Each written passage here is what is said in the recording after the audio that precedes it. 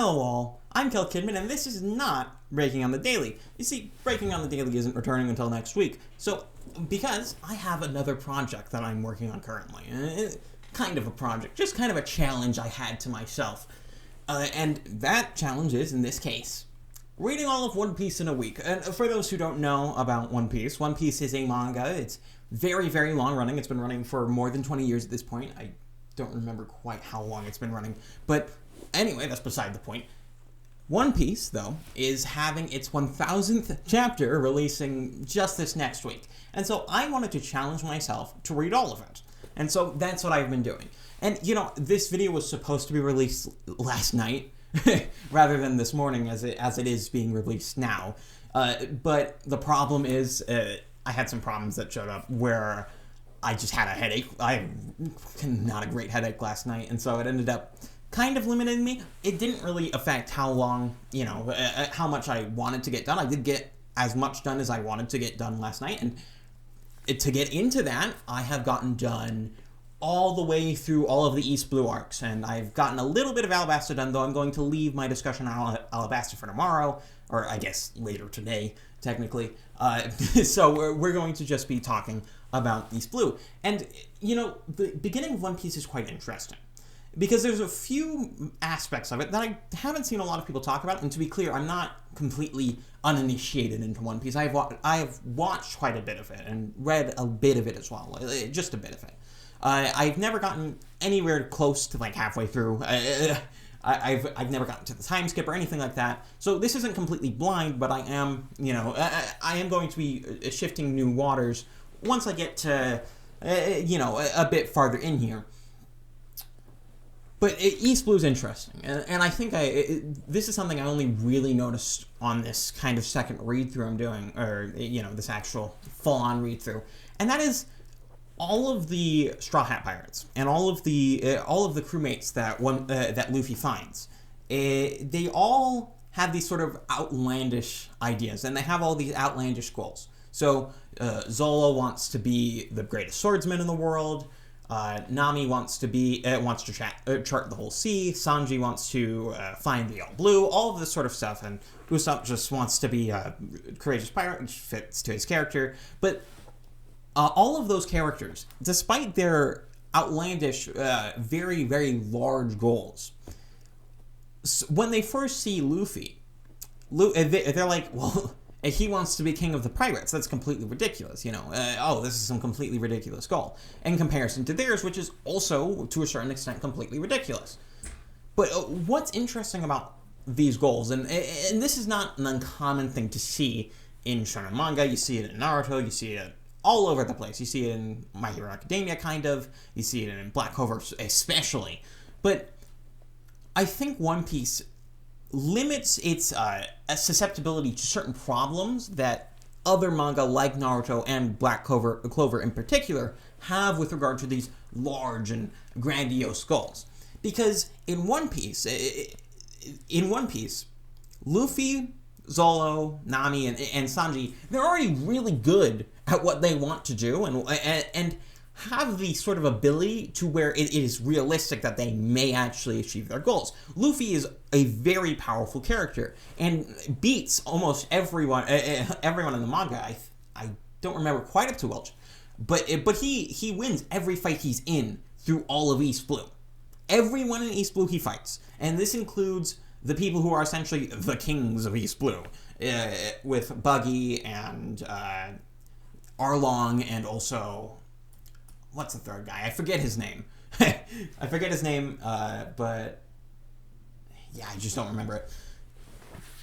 But that's beside the point. Luffy beats all these guys. He's already really powerful, and this is something that kind of gets missed, because compare this to something like Naruto. In Naruto, the titular character loses a lot and does nothing of value for as much as I've read it. I have not read a lot of Naruto, to be clear. I've only read up until chapter, I think, 62. But up until that point, Naruto has done nothing worthwhile on purpose. All right, he won a fight pretty impressively over a fairly powerful character kind of early on, But that was only due to he was barely conscious for that. He wasn't doing any of that purposely.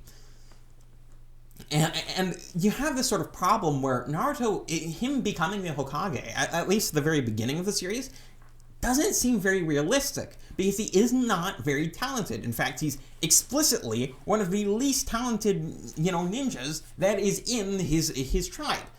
But with Luffy, because he's already so powerful and already, someone who's starting at the level of where he's already more powerful than all of the East Blue Pirates, essentially, it puts him on a level that Naruto, or especially a character like in Black Clover, Asta, does not have.